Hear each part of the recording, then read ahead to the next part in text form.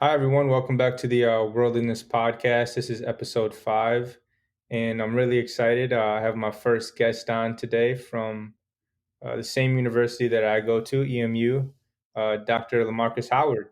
Um, we've been talking for a minute, but quick introduction. Dr. LaMarcus Howard was I guess you can help me out here. You are already in this position. Um, of the director of the Disability Resources Center, but they just changed the title, something like that, right? Yeah, my title was changed from associate to a director February 1st. Okay, great. And you also successfully defended your dissertation and got your PhD last February, right? Yes, February 14th is not Valentine's Day to me. That is the anniversary of my dissertation defense. That's a much more that's a more meaningful February. Right, right. Yeah. Um, and so I first came or met Dr. Howard when you spoke at McNair Mhm. to all the McNair students, and I really liked the way that you came across as far as like being a casual, um, just a casual person, and the way that you offered your advice to us. I can tell that your message is definitely tailored for students, and I appreciated that. So like we talked last week, and that's why I'm so excited to interview you because I know, or at least I think, I haven't looked at all the demographics, but I know that a lot of the people who listen to my show are also like my friends or family who are also in college. So yeah, I'm excited to hop into this. So we can go ahead and start with the first question or topic. I remember you were talking about the process of sort of acknowledging or like facing your adversity. Um, and then you went on to say why it's important to like share it. But I guess you can start with why it's important to just face your adversity and how you did that when you were, going through the hell of getting your PhD. All right. What comes with that too, and I'll let your listeners know this, like who I am. I am Dr. LaMarcus Howard. I've been working in higher education for about 11 years, and I've always had a passion to work in higher education. However, I am a product of my environment. I'm born and raised in Flint. I'm a Flintstone. I'm a kid from Flint. So with that, uh, elementary, middle school, and high school, I didn't have the I wouldn't say the best education, but I didn't take advantage of the education that I had. Single parent household. I'm a first gen student, bachelor's, master's, and PhD. With that, I was an invisible student in school, if that makes any sense. I was always in the middle. I wasn't a troublemaker. I was a class clown, but I wasn't the smartest. And with that, I didn't take advantage of school like I truly should have. And I was a cheater. And I think I told you all in my McNair conversation, I was a cheater in high school. If it wasn't for Shanika Burns and our counselor putting us all in the same classes, or her and I in the same classes, from like freshman year to senior year, I wouldn't have graduated with like over a 3.0. So it's like I didn't understand who I was as a person as well as my potential. And I was an athlete. I was a gymnast my entire life, and I played varsity baseball for like 3 years. So I was always highly involved. But my life is more so centered around adversity, being a young black male as well. So with that, I believe I really understood adversity and overcoming adversity in undergrad. I was a part of a conditional admit program. I didn't have the academic standards to meet the requirements of a Central Michigan incoming freshman in 2005. I had to attend a 6 week summer camp, a summer enrichment camp. And during that summer enrichment camp, we had to take 3 summer classes, college level summer classes on the campus of CMU. So you're taking a kid that was a class clown, in the middle cheater, to a college campus for 6 weeks, and you're telling me I have to now be a college student and study things I've never done. Well, not that I've never done it, but attempted to do it in high school, but didn't understand the fundamentals of it in college. And that was extremely challenging. So I had to overcome that learning curve extremely fast. And I had a ton of support. And I talk about support all the time because it takes a village to raise a kid. 100%, 100%.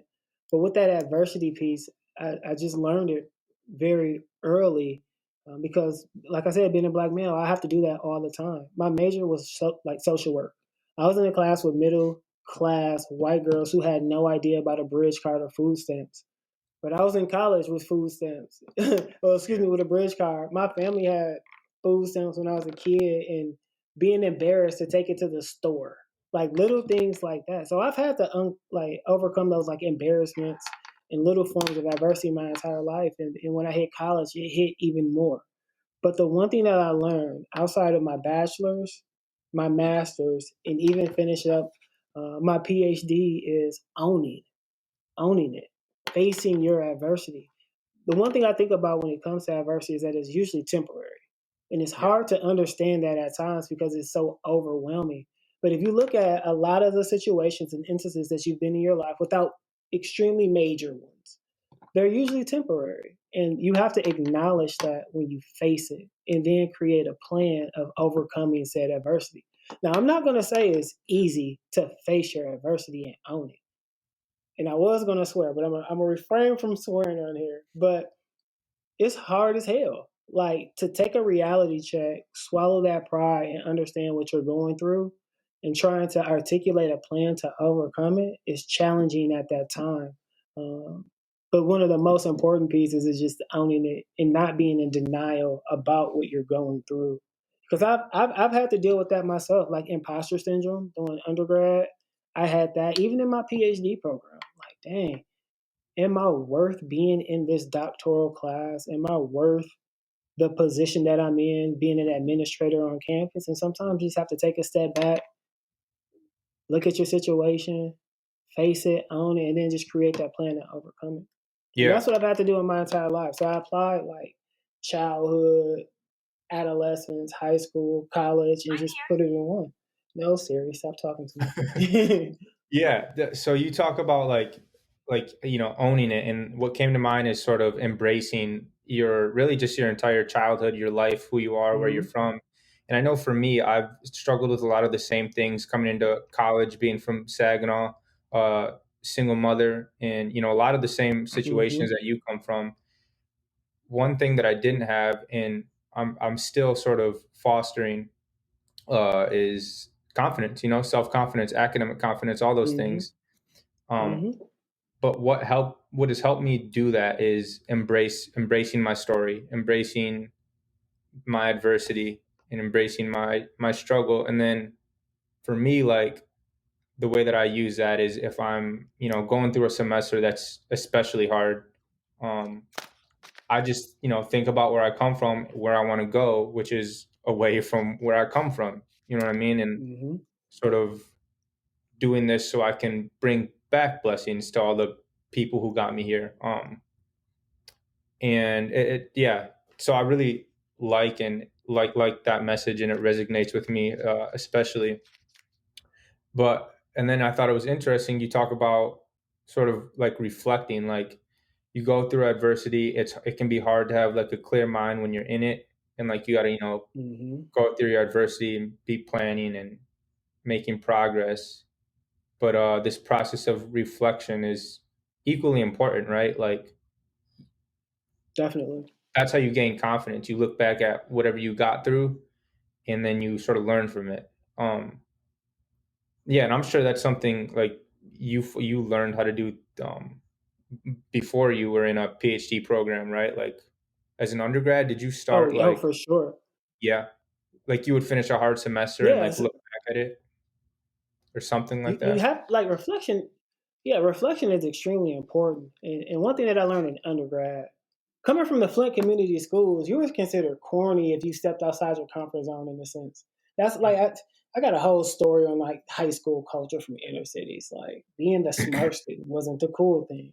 Being the Yeah. one who dressed really well was a cool thing, and how priorities were pretty skewed during that experience. But for me, my freshman year, I was a part of a program called Leadership Safari, and it really taught me how to step outside my comfort zone and be my true self.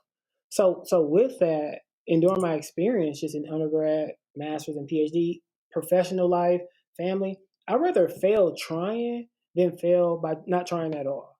Like Mhm. I always keep that in mind to this day. So when I think of adversity, as I rather try to overcome this versus just sitting back and let this eat me up and take a hold of me. I'll fail trying any day. Yeah. Like Yeah. as long as I try, because what eats me up the most is knowing that I didn't try and Yeah. let something overcome me. And like you, coming from Saginaw, me coming from Flint, I know I'm a product of my environment, but I know with college specifically, I have an opportunity that not a lot of people get. And in addition to that, I'm spending a hell of a lot of money on this opportunity in which I am borrowing money. Yeah. Like I didn't get the scholarships and all the awards like a lot of people. Like I said, I was a cheater. I barely got through. So I had to pay for that education piece. And I've always kept that in mind too, even with graduating and even giving back to my community. So I keep that in mind as well. And Yes, you sir. brought up the sharing piece. Now, for Yeah. me, so during the presentation that I had for you McNair scholars in overcoming adversity, I was like, the first step is facing it and owning it. The second is creating a plan. The third was trusting the process. The third was reflection. And the last was sharing. Reflection and sharing is one of the two most important because you have to learn from your experiences. What did you do well? What did you do so well? How could you change if you were put in that situation again and just learn from those experiences? And I've had to do that 100%. Literally for almost everything that I do is a reflection piece. And how can I become a better person from it? And from that, sharing. I always share stories with students, even like with my staff and administrators. So I let people know who I am as an individual and share why I am bringing something to the table, even like the evidence piece. So for adversity, if I'm having a conversation with a student who encounters something that I've done, I'm just going to tell them my story and how I took some L's and some bumps during that experience to just let them know that I'm human as well as they can learn from my experience too. And I will hope that they share as well and just keep that um, cycle really going because it takes a family to raise a child. I really believe that wholeheartedly. And the sharing is a part of inspiring and supporting others too by your story. Another thing that I've learned just about myself, just as an individual, as a man, is I relate a lot to older individuals. Like they call them old heads where I'm from. Like Hmm. I hang out with the old heads, the individuals who are wise and who tell me stories about their lives because I respect that due to the fact that I rather learn about their mistakes than to make their mistakes. Right. When they've just given me all the tools to not go down the same road that they went through, or all the tools of what they learned throughout their lives so I can be successful when they have my best interest in mind. So the sharing piece is extremely critical when overcoming adversity, going through adversity, and just looking for support as well. Right. Yeah, I know that's definitely huge. And then it can also, when you have someone who is like where you want to be in some Mm-hmm. some way, hearing them say like, yeah, it wasn't easy for me, because it can seem like that when I guess as an undergrad student, you look at, people who have PhDs or professors, Mm-hmm. faculty and stuff. You, we put you guys on pedestals and like kind of forget that you guys went through the same struggles that we did. And Mm-hmm. so it can be useful to hear faculty and again, people who are where we want to get to share their stories, because it's just like, oh, like, all right, they got through it, I can get through it. Like, I guess this is what it takes to make it into graduate school, or to get this internship, or to go somewhere at this company or whatever it may be. Just people who have walked the path, having them share their story is huge. Mm-hmm. um And I'm happy that you brought that up too. If you don't mind me adding this piece, yeah. um, is my approach to even discussing things with students is to let them know that I'm human. Mhm. I'm not perfect. I am not perfect. Like I am just like everybody else. I just so happen to be a lifetime like a student who's been in school for over 20 years. Like I just took that road. These three letters, Ph.D. behind my name, means a lot to me. Don't get me wrong, but I'm still Marky from Flint. So I think at times just me personally, professionals make it seem like they're perfect and that the road is so hard that another student couldn't achieve it. My approach to this is anybody can do it if you put the work in to do it. Just allow me to share my experiences, my losses, my L's, my bumps and my bruises, so you wouldn't have to go through that or you don't go through that. But I'm also going to share my successes too. But understand those successes are mine. When you go through this adversity or situation or difficulty, your successes might be different, and how you quantify your successes might be different as Mm, well. So I yeah. always keep that in mind too when I'm talking to individuals, because I hate when folks act like they're perfect. Just because I Yeah. got a PhD don't make me different. I like Jordans. I like high designer shoes. I watch basketball like everybody else, and I like trap music. Yeah. So yeah. That's right. And I guess that's a good segue into the next topic. I feel like it relates well. Having faith and trust in the process. So that sort of directly ties into sharing adversity because that helps people trust the process. Hmm. I guess at what point in your educational experience did you have to have the most faith in the process? Was it entering grad school when you were applying? Was it when you were getting ready to defend your dissertation? Or is there not really one moment? Was it just sort of a, you know, I've had to trust the process my entire life. I'll be honest with you. But I'll say it resonated the most when I was writing my dissertation. I had a hiccup of receiving my data. I used secondary data from the Department of Education. It almost took like, I would have defended my dissertation so much earlier, like at least 6 months earlier, if it wasn't for the amount of work that I had to go through to receive restricted data from the Department of Education. It just took an extremely long amount of time for me to get my data. And it was at one point where I thought I wouldn't get it. And it was secondary data about Black males in higher education. But I had to trust the process. Like, what's meant to be will be. And if I'm positive about this experience, if I'm optimistic about this experience, it will work in my favor. But in addition to that, is what work am I doing for it to work in my favor? So I have yeah, to understand that I have to put in work, strategic excuse me, reach out to all of my resources, shake hands and kiss babies to make this happen. And in doing so, I had to have patience. And that's extremely challenging. Faith and patience is hard.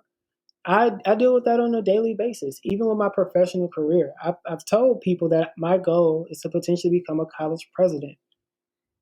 Will that ever happen? I'm not sure. Will I want it to happen? Yes. But I have to trust the process that hard work and dedication, faith, and patience will get me there. But I also have to work in doing that too. But I'll say this, in undergrad, not that I didn't have faith, it was hard for me to trust the process because I didn't know what the finish line would look like. And once I reached the finish line, and when I say finish line, graduation, last class, registering for graduation, walking across that stage, what it will look like. So I was in school, yes, I had a plan, but it wasn't super strategic. I always knew I would finish school because of the classes I had to complete. But having faith in that process was there, but I could have had more. I could have worked harder. I could have been a part of more programs. I could have talked to more people to ask about life outside of college, but I didn't do so. Did I mm, trust that process of graduating? Yeah, I know me. I don't like to fail. I've never had to retake a class. I've never failed a class during undergrad. Given I was still that cheater in high school, I knew how much I could do. But with that, I really didn't have that type of plan. And that really stuck with me once I became a professional for 2.5 years. No, when I received my bachelor's, I worked for a year and a half, didn't have the best experience. Went back to school for grad school, graduating a year and a half, worked professionally for 2.5 years, and then I started working at Eastern. But I had to create a plan for that. I had to be patient with that. 4.5 years of a doc program was extremely challenging, mm, but I had to have faith that I would finish that program. mm, I had patience with my hiccups too because I knew I would learn a lesson from every hiccup, L, a loss, a difficulty that I encounter. So I've always kept that in mind. But that's someone's inner self. You got to have that. Yeah. You got to have that. If you're in a church, that's awesome. Whoever you you you believe in, that's cool. But you got to have that within yourself. And what comes with that is confidence, Hmm. confidence. And I'm not sure how anyone can, not how others build their confidence, but you got to have it within you Yeah. for sure. I feel like it's only I feel like it's only built by getting yourself to do things that you didn't think that you could do. There you Because go. you go through something hard, and before it's like this impossible task. You finish it, and you're like, wow, like I can't believe I was willing to stay up until 4 a.m. to do whatever I need to do, or I can't believe I was able to work for 6 hours straight, or whatever it may be.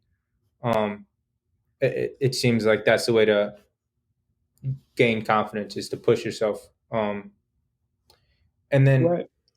when you say, like, having to trust the process, having to have faith in it, it reminds me of this chapter in the Unapologetically Ambitious book Hmm. that I mentioned to you last time we talked. There's a chapter in there called "Find Your Cheerleaders," and basically it's about finding your support network.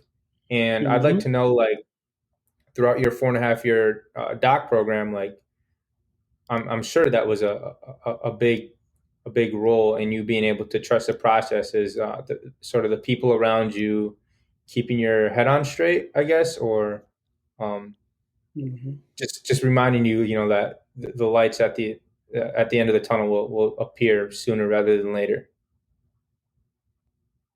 Oh, 100%. That doc program was hell, to be honest with you. Working full time and taking 6 credits every semester was extremely challenging. But it's two things with that. The first is, and I tell my staff this and people all the time, if closed mouths don't get fed. Hmm. They don't. Closed mouths don't get fed. People don't know what you're going through unless you have a conversation with people. So for me, I've always understood that. I always try to surround myself with people who motivate and encourage me and have my best interest in mind. It's like the iron sharpened iron piece. And I Hmm. found resources as well as surrounded myself with positive people through my entire doctoral experience. And I work with people when I need to work with them. I can't utilize everybody for the same thing. Like my big homie, my mentor, I don't come to him to talk about fashion because he don't have good fashion. But I know I could talk to my buddy Dr. Reed about fashion, school, blah blah blah. And I've always understood that, and that's what I relied on people for, especially in the doc program. The times I was down and out, I needed my friends and buddies who made me laugh, but I only needed them for that. When I Yeah. needed support as far as the writing, I'll go to my dissertation chair, Dr. Rima Reynolds, or I'll go to my big homie or mentor, Dr. Sean Wilson. And then I can keep having conversations about Dr. Calvin McFarland or Dr. Eric Reed and other doctors who've already reached that finish line to give back and support me through some of the things that I was going through and help me overcome that adversity and those challenges too. Another piece is I don't know. When I was younger, I did like Mike Jones, and Mike Jones had a line that said, "If you don't work, you don't eat. If you don't grind, you don't shine." And I've always kept that in mind. Yes, I'm Dr. Howard, but that's one of my top 5 favorite quotes because I live by it. Because it's the truth. If you don't work, you don't eat. If you don't grind, you don't shine. And I had to utilize that same type of motto throughout my doctoral experience too. Mhm. No one said it was going to be easy. If it was easy, it'd be more than 1% of the country with doctoral degrees. So it's like I'm a part of something. I have the privilege, the opportunity to be a part of something that's extremely rewarding, excuse me, once I hit this finish line as a young black male, but no one said it was easy. So I gotta work. I gotta grind throughout this process. And yes, I have a lot of sacrifices. I had a whole bunch of sacrifices, but that's just a part of the game. Because if it was easy, everybody would have a PhD. But the Right. world is made like that. But yet, I always had a support system who can pick me up when I needed it, as well as a support system that'll keep it real with me. One Hmm. thing I've learned about myself is if you candy coat stuff to me, I'm not receptive to that. I'm not because you're telling me what I want to hear. tell me what I need to hear. That's going to help me, challenge me, and for me to be a better person. And I've had to cut off a lot of friends with that too. Mm. That's another podcast for you. Is cutting off that fat meat. We'll do that one in a couple weeks. Mm, for sure. But it's like you say, it takes a, how'd you say it? It takes a A village to village. raise. Raise a Yeah, right, child. right. African proverb. Mm. Um, and just real quick, I didn't know that Dr. Rima Reynolds was your dissertation chair. She is awesome. Yes, she is. I've been emailing her. I've been trying to get her on here, and I think it's gonna happen in March. Hopefully, she was saying she's busy right now, but Oh, she's uh, extremely busy. She's awesome. She's also on the board. It's not a board of regents at Michigan State, but a board of trustees at Michigan State as a black woman, as a mm, professor at Eastern Michigan. That's a big deal. That's big business right there. And that woman is yeah, awesome.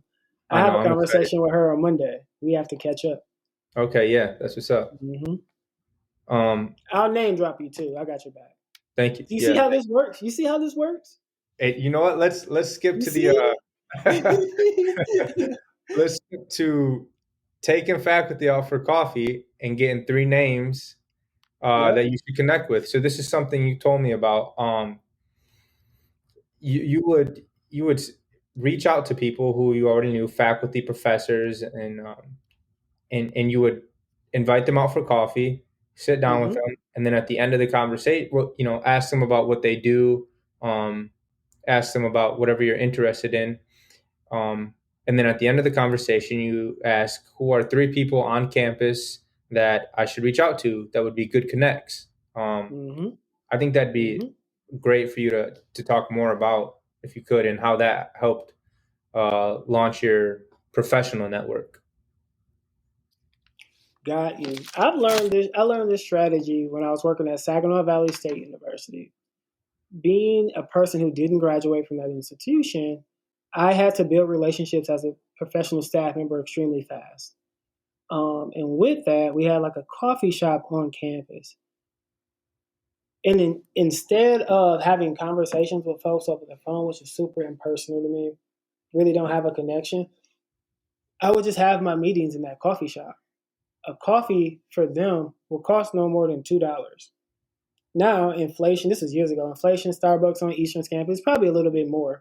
But being a young professional at that time and earlier in my career, I'm like, man, I can invite these people out for an hour conversation, buy them coffee in which they will appreciate and will be more of an incentive for them to meet with me and have a conversation about what they're doing in their current job, how we can collaborate, and how they can help me.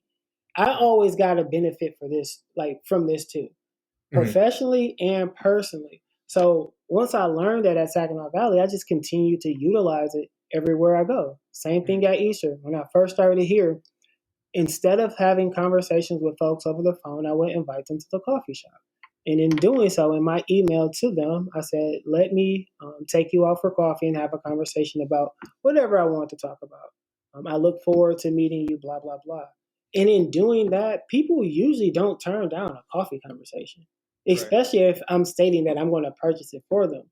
So Hmm. once we will meet and say a coffee shop, and I will proceed to pay for it. Usually people have too much pride and they'll be like, no, I'll pay for it myself or pay for hours. So you just finesse some free coffee and probably a donut out of this conversation in which you're going to benefit from. It's the Yeah. truth. And I Yeah. want people listening to this podcast to try this. And if it doesn't work, act like I never told you. Yeah.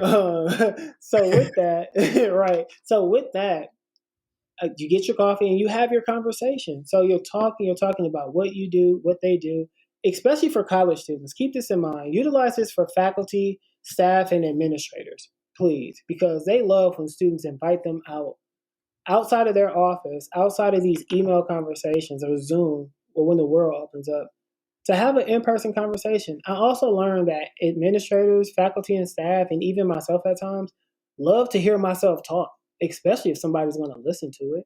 So this is a great opportunity for you. So during our conversation, I just learned to ask questions that I can insert myself in. Mm. Um, Always Yeah. do your research on, like I told you, you got to do your research on who you're going to sit down and have coffee with. So I'll give you all an example. I've met with Central Michigan's president, both of their presidents, President Ross, President Davies.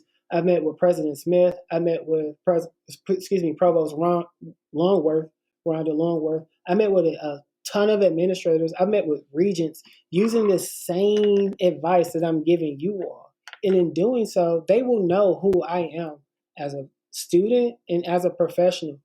Also, I try to insert who I am with them to let them know my experiences in higher education, my professional career, where I'm from, and you can understand those commonalities. And I've always done research on whoever I meet with. So I can ask a question with the faculty member. So you received your master's degree from Harvard University. How was your experience there being a woman of color at Harvard? Damn, wow, you did your research? You're fascinated in that? And they'll tell you a story. So I've always learned that approach. And when I would end a conversation, I hit people with this. And this is usually challenging at times because they'll take a step back and be like, wow, that's a great question. I'll say, can you please refer me to give me three names or refer me to three people who you believe I will benefit from having a conversation like the one we just had. Mm. So from there, it started off with one person. Now I have three more people who I can reach out to. From those three people, add another three to each one. So 3, 6, 9, 10, 11, 12. That's 12 people. Mm-hmm. So it keeps going and going, and you get to learn and understand who these people are on campus or people who you look up to or who you may have always want to have a conversation with. So for me, if I want to be an administrator or a president, I want to have conversations with presidents. Yeah. Me and President Davies, for example, at Central Michigan. Now, I'm 5'6". I consider myself short. He's at least 5'4". He was so happy that we had a conversation about heightism or about his height because I deal with that. If I go into a room, people usually think I'm an undergrad student. People usually, quote unquote, respect those who are taller and think about authority and things of that nature. And I was able to pick his brain about that with him being a president. So that's always worked in my benefit. I love doing that to this day. Even the world is closed, I'll still hit people up to have a Zoom or send them a $5 gift certificate to Starbucks. And I just keep that type of networking going. And they also say this, and I've learned this for sure. It's not about what you know, it's about who you know. Yeah. And with that, if you're having conversations with all these individuals and you tell them what you're interested in, they'll think about you if something comes up, a job, internship, research project. Man, they might watch a basketball game and think about you and hit you up like, did you watch the Lakers and Brooklyn play last night? So for me, closed mouths don't get fed. If you don't work, you don't eat, you don't grind, you don't shine. I always keep those in mind, and I just utilize them in my personal and professional life. Yeah, I think also like you mentioned this, like that you'd be surprised about how professors like to talk about themselves and what they do in the research. Obviously they spent thousands of dollars and so many hours and years putting in all this work and all this effort into learning about whatever it is that they do. So that's definitely something for undergrads. For me, this is something that I've been working on since last year, and I can definitely tell, like, when you approach professors and faculty, or again, just people who are where you want to be, you get better at it. So that's one thing. Like, yep. I think I told you last time we talked. I'm like more of an introverted person. So for me, having these social interactions and like sort of networking more with different people in the psychology department, it's huge, because I can already tell, like, when I started doing this type of stuff last February 2020, I wasn't that good at it. I was nervous walking into whoever's office, and you think about everything that you're saying as you're saying it, and after you said it. And then now it's a lot easier. Like, I'm still an introverted person, but like, I'm able to just socialize more and be easier, be myself more. And that's something that you have to like work at. You have to put yourself out there. Yeah. And I gave you a hard time in our first conversation. I said, how are you hosting a podcast and you consider yourself an introvert who's afraid to introduce themselves to people on campus? And I was like, I'm afraid. This is my first podcast, like being on a podcast, and I've always wanted to do this. So you're doing something that I'm afraid to take a leap of doing. And you've also offered me the opportunity to be a part of my first podcast. But it Mm, does take baby steps. And I also say this: what's the worst that can happen? The worst right, that happened from our conversation is that we created or developed a relationship. right, right. So I- I just think those pieces are funny.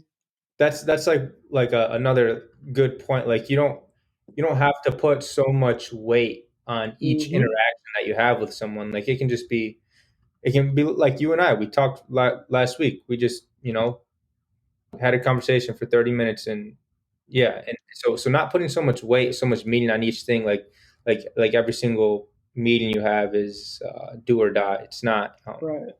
Yeah. And you planted a seed too. We have to keep that in mind. You planted a seed. You said, Dr. Howard, I have this podcast. I'm thinking about having you on. You planted that seed within me for us to then have a conversation and then for this to happen. And that's the part of that patience piece too. That's a part of that trusting the process piece as well. So it's Mm. like we can still implement those same type of pieces when I was discussing overcoming adversity to our regular lives and what we reflect on as well. So that's why I say that reflection piece is extremely important because Yeah. you've applied some of the things that I've already talked about into our relationship right now. Right.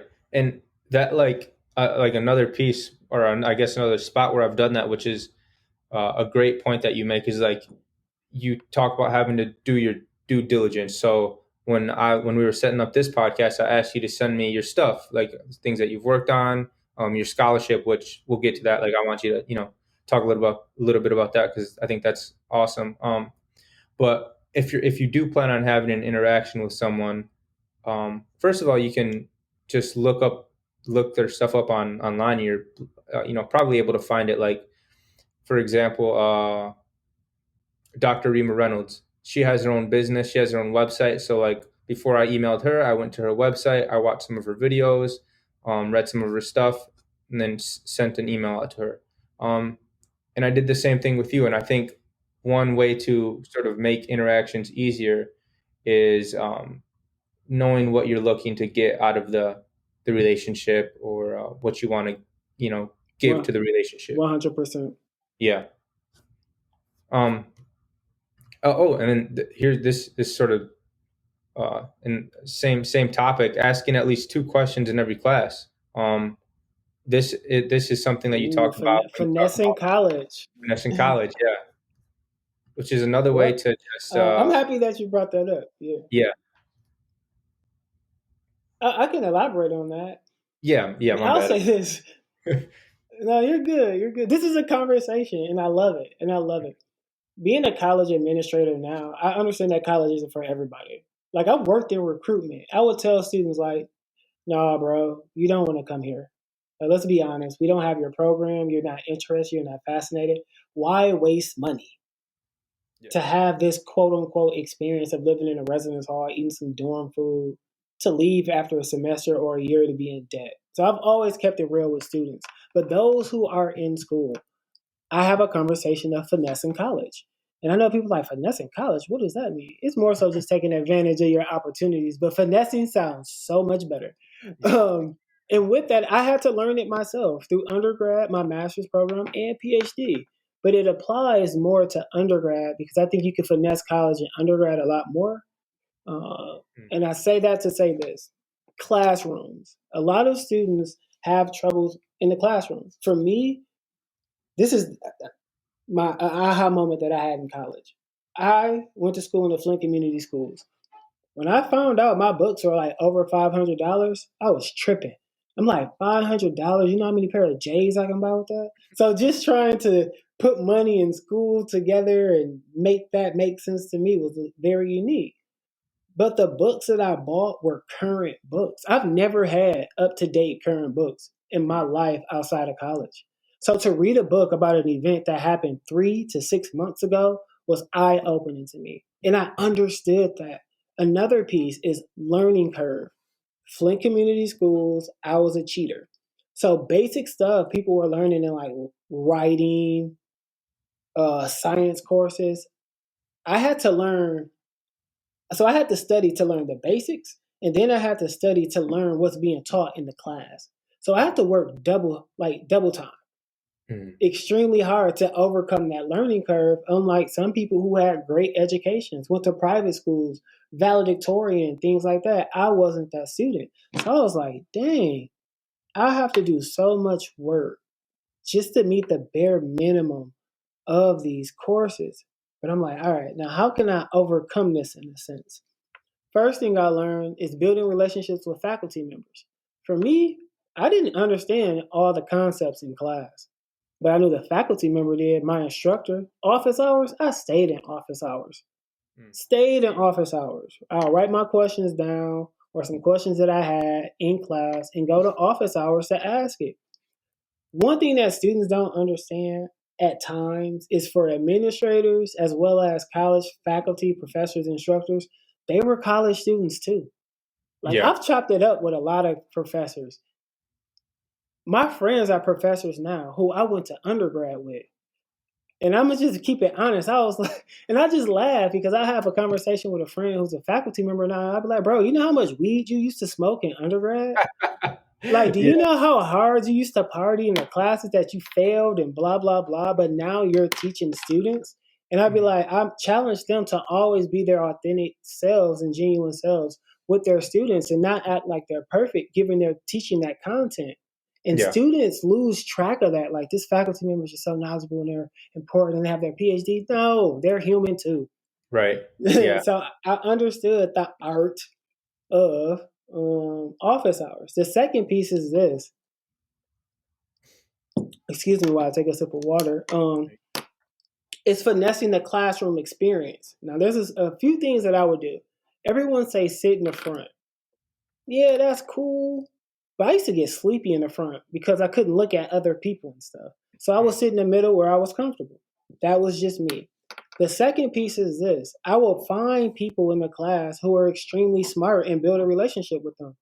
Why am I studying the wrong way when I can study a different, unique way with other people in the class, potentially the smartest person? Yeah. So I used to finesse that, like, hey, you know what you're doing here. I have no clue. You want to study together? Bam. Now I'm learning the content in the class a way in which they're learning it that could potentially help me Mm. versus whatever half ass way I was studying whatever course material. Another thing that I learned being in class, say if I didn't really study for class, because we have to understand this, or undergrad students and grad students, you pay for classes, yes, but an overwhelming majority, over 50%, is self taught. That's why everyone put an emphasis on studying. You're going to learn more outside of the class on your own, or however you own your education and your studying, your learning and development outside of that actual class than you will in class. So me keeping that in mind, like, oh man, okay, how about this? When I'm studying, whatever way that I'm studying, just write down two questions. With those two questions, I'll just ask it in class. So the faculty member, instructor, lecturer, whatever, think I am extremely engaged. Mhm. Given I could have not read anything but looked up enough to find two questions to ask, and for my professor to think I'm extremely engaged in the class, and that's how you build a relationship. So Right. like that interaction, that faculty keeping an eye on you or looking out for you because you're the one engaging in the class always helped me. Yeah. Another And thing yeah, go for it. I'm sorry. well, and then when you ask, when you ask questions, you might find out more than you expected because professors tend to elaborate and go on a 5 minute tangent. When you asked a question that maybe could have been answered in 30 seconds, now you got more information than you thought you were going to get. That engagement. I've also learned this in grad school. So many people do this. So many people are afraid to ask questions in class because they're embarrassed to ask a question. Yeah. But like all 20, 30, 40, 50 people in that class, you paid your money just like them. So Mhm. why are you afraid to ask a faculty member to answer a question that you have when you're paying for this education? I've Mhm. never, well, undergrad, I was like that too. Like my later years, I got out of that because I became the person in the class who would ask a question everybody was afraid to ask. Bam. Then I became the man. Oh, LaMarcus, you know we're all confused on this. Can you ask this question? You damn right. Raise my hand and ask the question. And I'm like, what's the worst that can happen? a faculty member tell me to look it up. Okay, I could have expected that. Mhm. Or the faculty member giving us the answer, and now people looking up to you for being a confident one of asking that question.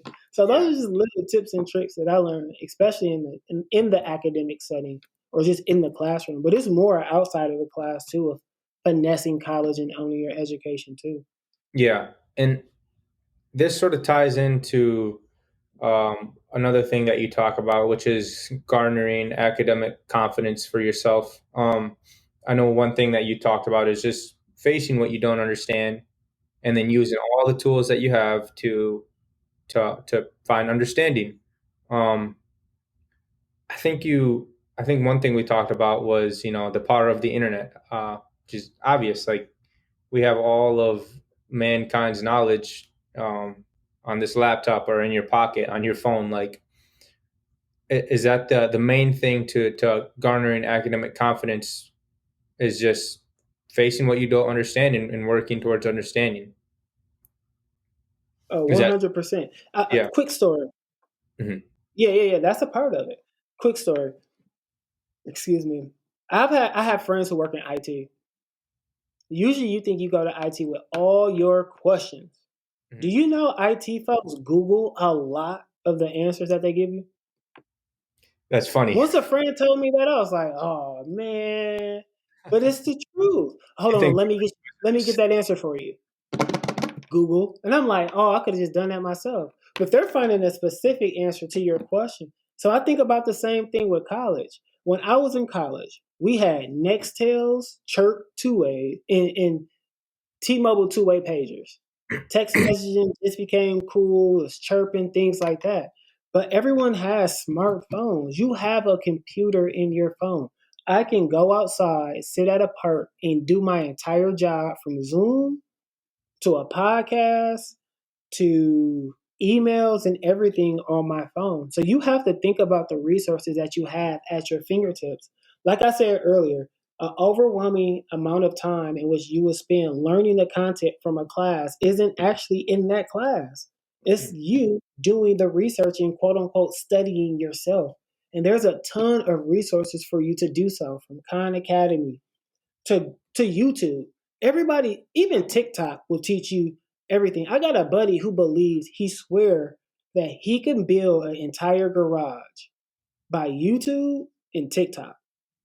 Not a carpenter, nothing like that. But he believes he can do so. So I'm like, if someone has that much confidence to utilize resources online to attempt to build a garage, I know students can utilize this to learn in the classroom. I yeah. say that to say this. For me, I really didn't understand that during my undergrad, but grad school, master's and PhD, 100%. And the only reason is because those resources weren't available to us at the time. Mm. Now, later in my undergrad with YouTube, I would look up other institutions and go on YouTube to find folks who would teach a concept that I'm learning in my current class. Because Yeah. I'm like, I can't rely on my faculty member to teach me the way I want to be taught because it's an entire class. They may only know how to teach one specific way. So Mhm. learning by others and taking the time out, that's the biggest piece is time. Yeah. People don't want to take the time out to do it. You want these quick, fast answers. And studying really doesn't work like that. So once I learned to just take the time to YouTube another instructor doing the same type of lesson plan and learning a different way, is when I really took advantage of my education and like, wow, I could really learn this without saying, well, my professor ain't teach me nothing. Well, I gotta own this too, and it's all these resources to learn it. Even studying for my GRE, math is not my strong point, but I had to use YouTube, Khan Academy, and workshops that I randomly found on the internet to help me with the math portion of my GRE entrance exam. But I Yeah. had to own it. I own what I learned, well, what I knew and what I didn't know.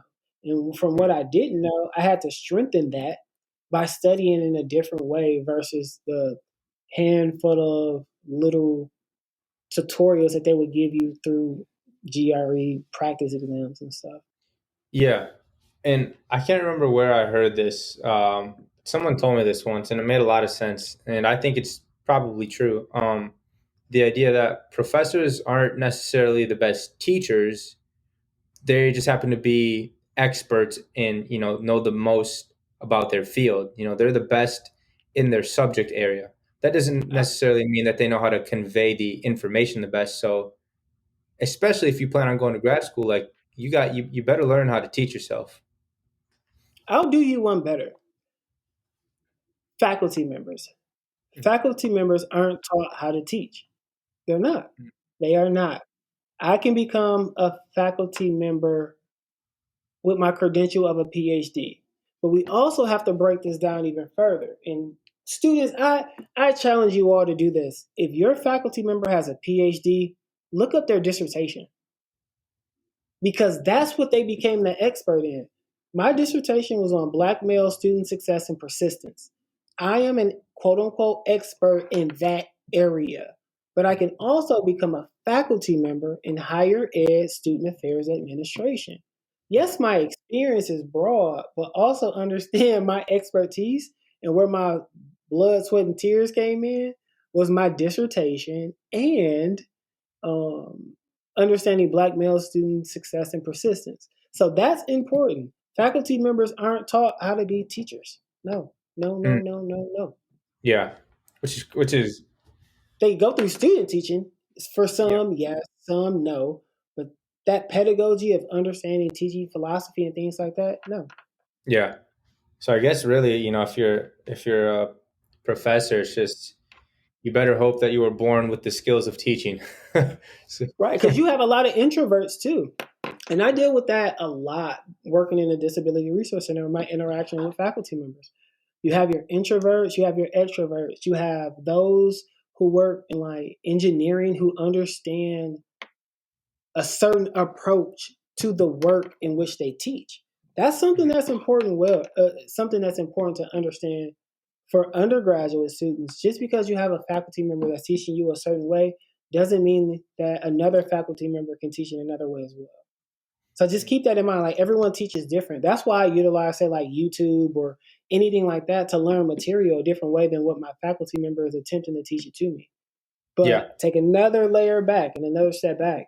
It's important for students to understand how they learn.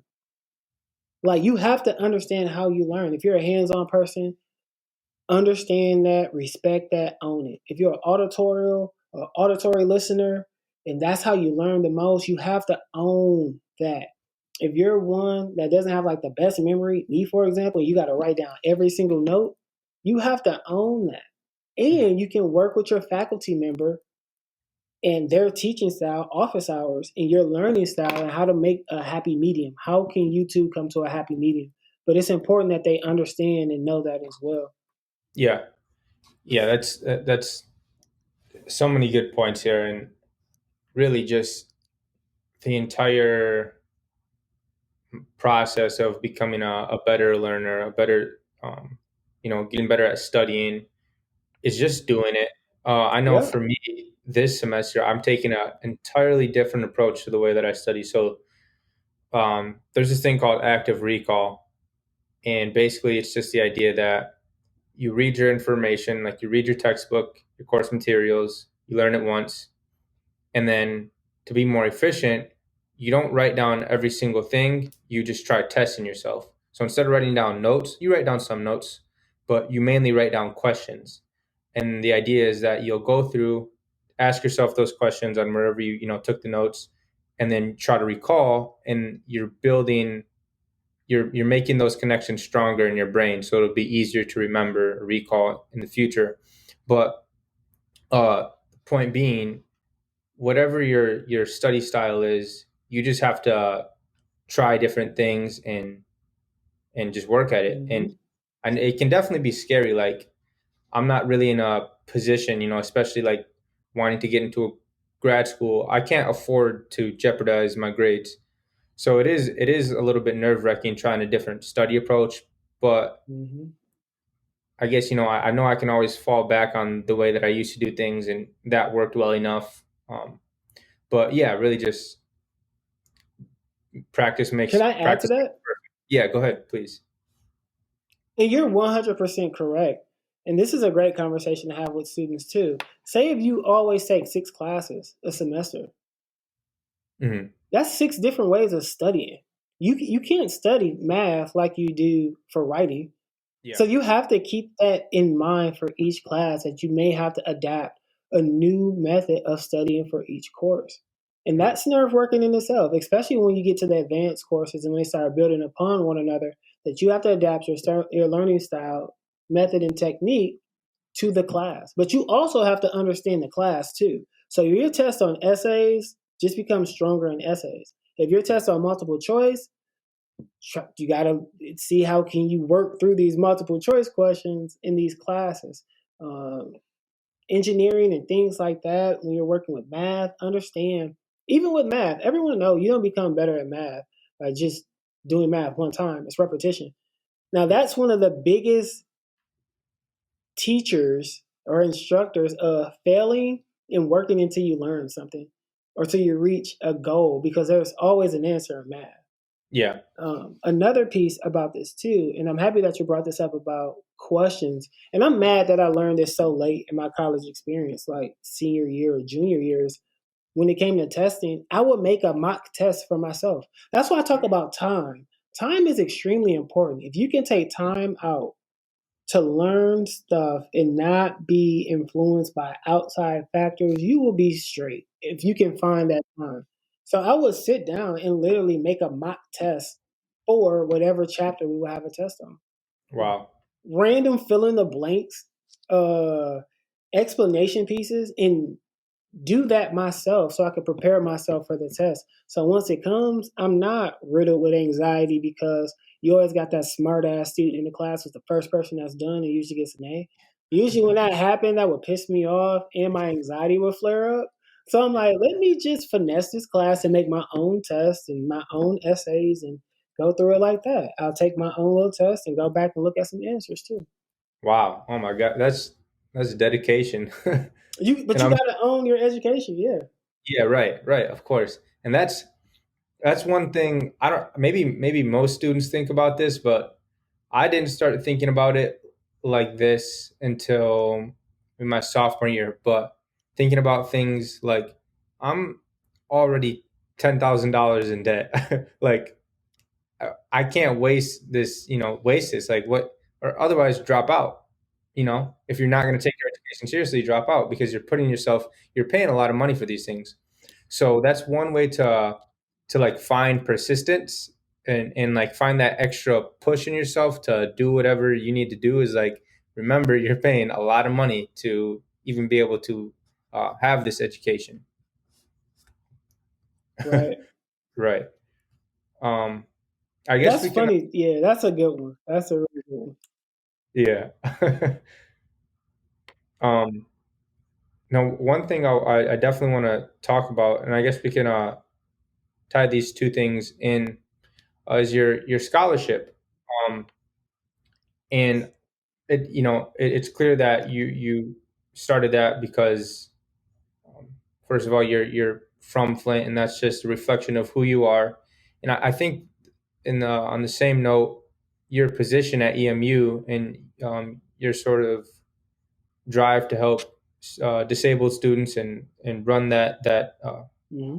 side of the university. I think that's also a reflection of who you are. Maybe we can start with the scholarship. So, at what point did you even think about starting that? And then, how did it feel when you brought it to fruition and you have this great scholarship for students coming out of Flint, Michigan? Got you. First and foremost, I tell everybody I bleed maroon and gold. Mhm. Central Michigan changed my life. Like that exposure, the fun I had, the people that I've met, like has truly impacted me. Like I can't say enough how much that institution helped me, and how much I've given to the institution. So it's not it's reciprocal. Like we meet in the middle. There wasn't a lot of students of color there or things like that, but I made the best out of my experience. I met some lifelong friends and all that good stuff, and that's where my passion for higher education came. It was this is what happened in undergrad. They were building 2 new residence halls on campus, and I found out that at Central at that time, it cost $1 million to have your name on a building. As you all know or may know, at Eastern, we have the Game Above College of Engineering, blah, blah, blah. That's the name of it, Game Above. Hmm. And the Game Above individuals or alumni, EMU alumni, paid and donated a significant amount of money to have that building named after them. When I was in undergrad, I said that I am going to do that. I will have a building named after me at CMU before I die. Mm. I got to make that happen. That's on my to do list. But with that, being an undergrad student at Central, there was scholarships available that I never applied to. Students, look on your university's website for scholarships that are available through your department and just through the institution, because you may be able to apply and receive it every like a semester. So it's not more so your incoming scholarships and presidentials and, oh, I didn't get anything so I don't have any scholarships. No, the institution has scholarships as well. And I received some even in my doc program by donors, and alumni who give money back to the institution. And for me, once again, I think about legacy, or I think about legacy for myself. And Yeah. for me to not pursue that in undergrad, I'm like, I am in a position, I work in higher education where I can give back. So I created a scholarship in my name. It's the Dr. LaMarcus D. Howard Scholarship at Central Michigan University. Um, my scholarship is housed in Multicultural Academic Student Services, the office in which I was an undergrad student, employee, and graduate student in. And it's for students who are more so a part of that office in a multicultural population, over a 2.5 GPA. You have to write an essay, but students from Flint get a preference. Hmm. I have to make that clear because there's so many scholarships at Central Michigan for those who are in Detroit, and I'm like, why not make this for those with a preference in Flint? And that's always been a passion of mine. And I'm going on year 3 with that scholarship, and It's a 1 year scholarship for $1,000, so you receive $1,000. It's in its 3rd year. I got one more for this cycle, and I am raising funds for 4 more years after next year. Mm. So my goal is to give back. I want to invest in the success of students, 100%. Not that people didn't invest in me, but I want to make it known that I'm investing in students. And if I can't be at CMU all the time, I want to make sure that I can invest in students financially, because I want to eliminate that debt piece when students graduate. I want to Mm. let students know that someone like myself care about their education and that I can afford to give $1,000 scholarship. I also think about this for myself, and what really drove this was I have an Acorns account, and that's an Mhm. account I have on my phone. If I spend, say, $1.50, that extra 50 cent goes into this app, into like a savings. In a year, I was saving a lot of money. So I'm like, I'm saving money, don't even know it. I could just apply this to my scholarship versus just forking out a G every year. So it's like I try to use unique and innovative ways to assist others, and that was one of them, especially when it came to saving money. So I'm like, why not? I got this money. I don't even think about it at times, and I can just make it happen for students. And it's been a blessing for sure. One of my Yeah. greatest achievements is creating that scholarship for sure. Yeah, For sure. that's really awesome.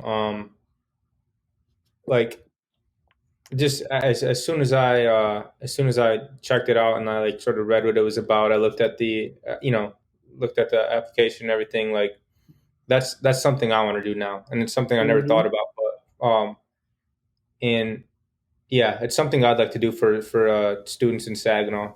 Um, For sure. so yeah, It's my you've goal to definitely do that at Eastern too. yeah, We'll have to work out some logistics with Eastern, but my goal is to start a scholarship at Eastern too. You got to that'd be invest, awesome. man. You got to give back. Students of color. It's not that we don't see a lot of students of color. Let's be honest. It's a lot of predominantly white institutions in the country and in the nation. Like the majority of these schools are PWIs, and there's not a lot of students of color at these institutions. And it's important that those who've graduated, those who are now alumni, can give back to those students. Got to give Like back. you gotta give back. You Yeah, gotta give back. So yeah, that's something that's been a pillar in my life. that's awesome. And then yeah, I'm sure this has also been a pillar for you. But I'd like to hear about where your sort of your inspiration came from to take on the position that you have now at Eastern, in the Disability Resources Center. Is that right? Is Yep, that it's Disability Resource Center. okay? hmm Opportunity. Once again, closed mouths don't get fed. Building relationships on campus. Working at Eastern, I worked in academic advising for 8 months. I worked in the Home and Success Center for a year and a half, and then the opportunity to work in the Disability Resource Center came up. Extremely close friend of mine was reporting to Dr. Kiara Hensley. She was the assistant vice president of student affairs at Eastern. She passed away a year or so ago. Um, Reached out to me, had a conversation about an opportunity. If I was interested, that I should apply for it. I was like, wow, I never thought about the Disability Resource Center. But then I had to take a step back. I've worked with underrepresented populations my entire college career. So I've had that experience and didn't even know it. So Yeah, applying, preparing for it, and receiving the opportunity was a blessing. mm, that's So awesome. it's not about always what you know, it's about who you know. Yeah, And me yeah, knowing her and her reaching out to me, crazy story. I took her off for coffee.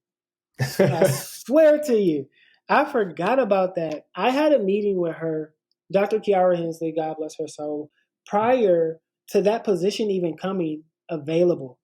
We were in a meeting. I was a coordinator with two directors and Dr. Hensley. I've never seen a black woman handle a meeting so professionally, so nice, nasty, and so strategic in my life. I was floored. I said, I got to meet this woman. I have to meet this woman. Took her out for coffee. We had a great conversation and we built a relationship from there. I forgot all about that. And she was in it. So this meeting was about some disability stuff. But the two people in this meeting are notorious on campus for being like hard headed, stubborn, blah blah blah. Man, she put these two directors in their place, and I was just there with my mouth just hitting the ground floor, and I said, I need to learn that. So that's yeah, another thing about me. I don't care. I want to learn what you know. You gotta help me understand how you became that person. Reached out to her. We had coffee, great conversation, and loved her and was a mentor all the way until she passed away. mm, mm. I'm sorry to hear that, but hmm wow, that's great. Just an example of how that coffee method really works. Well, what I'm telling y'all is through experience, and it's pretty Right. pretty much through my losses and failures that I even so for me, I like having a conversation like scar stories. If I ever have like an icebreaker, I talk about scar stories. Let's talk about some of the physical scars that you have on you and your story behind it. But the best part about scar stories is that they're now scars. At once, like once in life, they were a wound. They were open. They hurt XYZ. But now that they're healed, you can talk about your story and reflect on it. But yet, that scar is a part of you. Mm, Like yeah, I love it. So that's how I yeah, am as an individual. yeah. Uh, so last topic, and I'm really Mm-hmm. excited to hear what you have to say about this one. We didn't really get a chance to touch on it that much last time, but so we talked about how some of these major universities have they have cultures and they have Mm-hmm. strong cities or at least some relationship with the city. For example, Central Michigan in Mount Pleasant, MSU, East Lansing, U of M in Ann Arbor. Like I know for me, like I love going down to Ann Arbor. Ann Arbor's great. Mm-hmm. And us both being people at Eastern Michigan, you being a director and faculty at Eastern, you've told me that that there's this disconnect between faculty and students, between faculty and sort of the current culture of college students. Yep. Now, what are some ideas that you have, um, or some things that you would maybe like to do at Eastern to sort of bridge that disconnect and really build a culture up? Because we really don't have one in Ypsilanti. Um, so yeah, what are some of your thoughts on that? I got some stories for you. So everything for me relates to a story. Yeah. So when I started working at Eastern, I was extremely excited. Like, yes, Ipsy. I'm so close to Detroit and Ann Arbor. I don't have to live. I was in Saginaw. Like, I love Saginaw, but Saginaw is extremely small. It's not big city life. Yeah. It'd take an hour and some change, however fast you're driving, to get to the Detroit area. So I'm like, oh, I'm extremely excited. Central Michigan used to play Eastern all the time. We used to kick Eastern's tail because Eastern's football team was garbage during that time. So I'm like, all right, I get to experience this fun, this culture of Ypsilanti and EMU.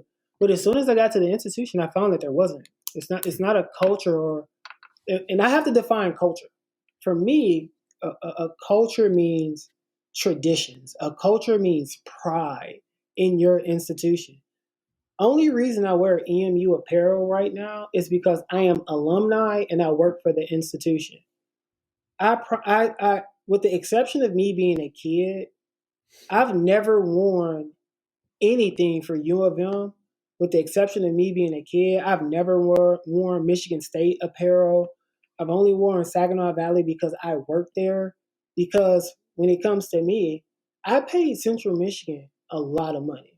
My Mhm. degrees come from Central Michigan. I bleed maroon and gold.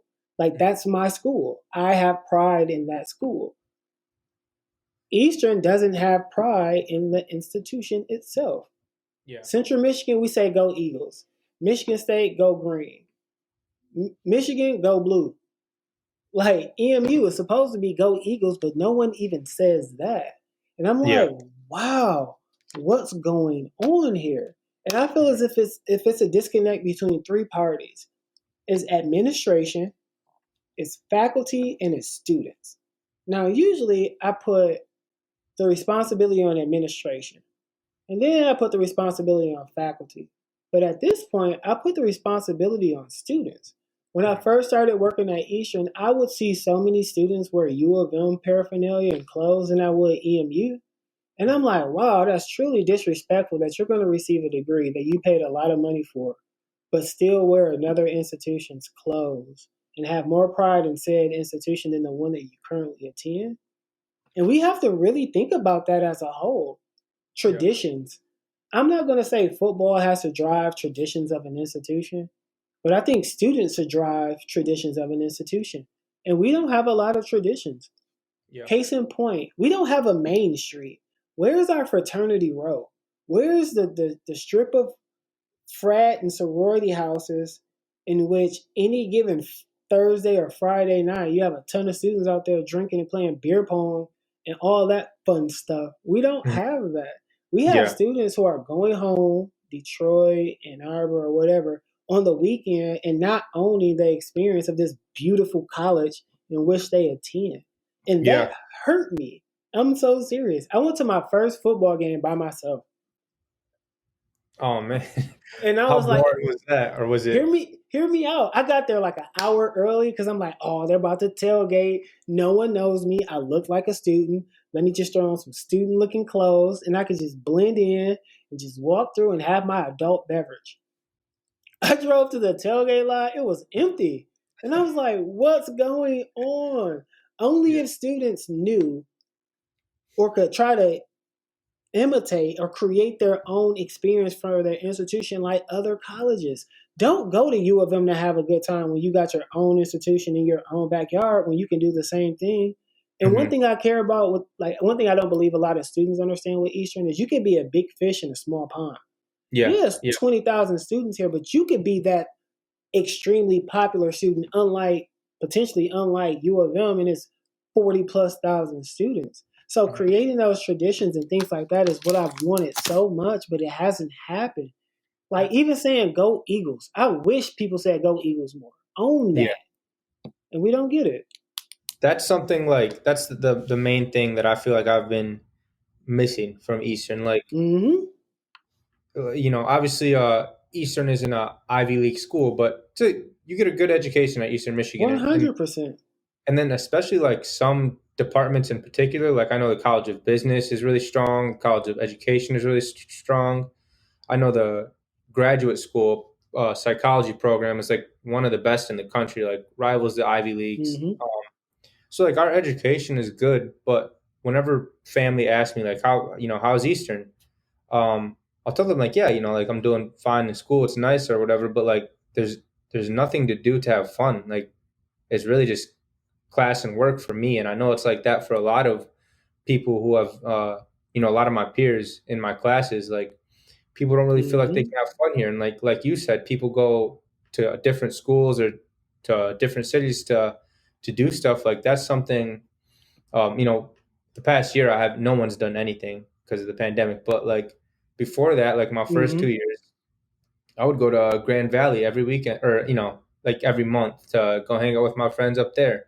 Um, and I think your point about that responsibility being on students is right, and like that's something that I'll have to play my part in, so I'm not like a hypocrite.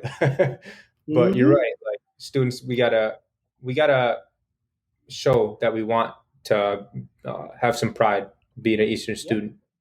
Yeah, I'll and say this too. yeah, It's oh, I'm sorry. Go for it. no, No, I go was ahead. gonna say this. Students don't understand how much power they have. Without students, there's no college.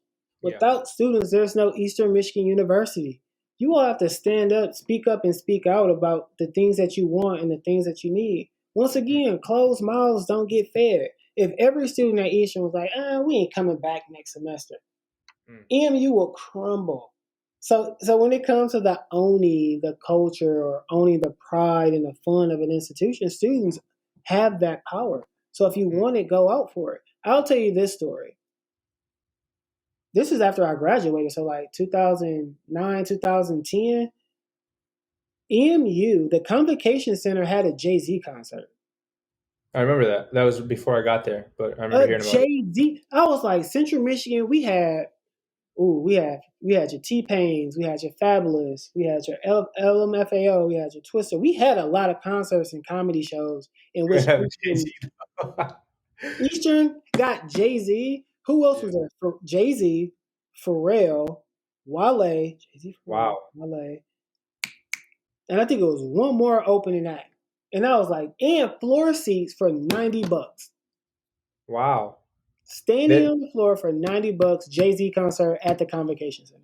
they Can't get were all no there better on the than that. same night. Yes, they were opening for Jay Z. I'll never forget that. That's my second Jay Z concert. That's Well, it crazy. was my first one, but at EMU, and I thought EMU was the dopest school ever because of that. And we got to just embrace alumni. Mhm. People may or may not know this. Big Sean's DJ Mo Beats, graduated from Eastern. Mm. I get pissed off at EMU so much because they haven't reached out to him to have a conversation, a guest lecture, a concert, hell, even be at homecoming to promote or do something. Yeah. Like, we gotta embrace that, and it's just not an institution that does it. Mm. And so, I guess, do you have any like insight now being faculty at EMU? I'm an administrator. I'm not a faculty member, but yeah, Administrator, sorry, yeah, yeah, administrator. yeah. Hmm. Does that sort of stuff start with administration, or is that like does that start with the people who are surrounded around President Smith? Like who really gets these Student things? demands. Students have to demand it. You got Okay. to demand it. Mm, So the biggest struggle I have is speaking for students. I don't like to speak for students. I like for students to speak for themselves. yeah. But having conversations with students, I know what they go through because I'm a millennial. I want to do the fun stuff and engage in the same traditions as EMU students too. Yeah. If there's a concert on campus, yes, I am paying my good hard earned money to attend that concert. If there's a comedy show, if there is programming on campus that are now traditions, which is showing pride and faculty and administrators are showing up to it, I am all for that. But they have to be student led. Like students have to ask for it. Even when it comes to like our cultural heritage months. At Central Michigan, I've met some of the most prolific individuals. I met Colin Powell before. I met Bernice King, Dr. King's daughter. Jesse Jackson was at our institution. Wow. So many more individuals, but students have to demand that and want that. If Mm, not, administrators and faculty members think students are just content with what they have. Well, they didn't mm, say anything, or they didn't voice their opinion about it. So why don't we just do whatever that they've been doing that's not meeting the students' needs, or the students not even wanting that. Mm. I get mad about that to this day. We've had um, Dick Gregory, God bless his soul, on campus, but that was one of few um, big names that we've had at the institution. Mm. Students gotta want it. You raise a lot, like just a lot of good points. I think before I'm out of here, before I'm out of Eastern, I'm gonna maybe try to start thinking about ways that we can, or at least that I can play my part in this thing. Because like, yeah, it's just interesting to know, to hear from an administrator that students have more power than they think in these Mm-hmm. things. And if you're gonna attempt that, I'd rather you fail trying than Right, not trying at all. right. Yeah, Well, this has been a great conversation, Dr. Howard. I appreciate it. Thanks so much for being here, and hopefully, in the weeks to come, or whenever we get another chance, we can do this again. I would love to have another conversation with you about maybe like your dissertation and like this Oh, stuff for that you've sure. studied. That'd be great. I want this my podcast to expand its scope, and I'm really like trying to like offer insight and knowledge on different topics to the people who listen to this. And yeah, I'd love for Hmm. you to explain your field of expertise. So hopefully we can make that happen. Whatever you need, I got you. And if I don't have the answers, I'll reach out to my resources to assist you and Mm. have those experts reach out as well. But this is also an important time for your listeners to engage. If you all have questions, comments, concerns, talking pieces, dialogues, or hot topics in which you would like for me to discuss for my potential future next visit, please engage. Mm. Please Yeah, tweet and it. I'm gonna leave a couple things in the description, but for sure the scholarship, Yeah. because I see like you can donate however much Yes. you want to that. So if It's you're listening to this, tax deductible too. That's what people really care about. Write that off on your taxes. Donate and write it off on your taxes. yeah, yeah. Um, and so yeah, I'll leave that in there. I'll leave whatever you want. I don't.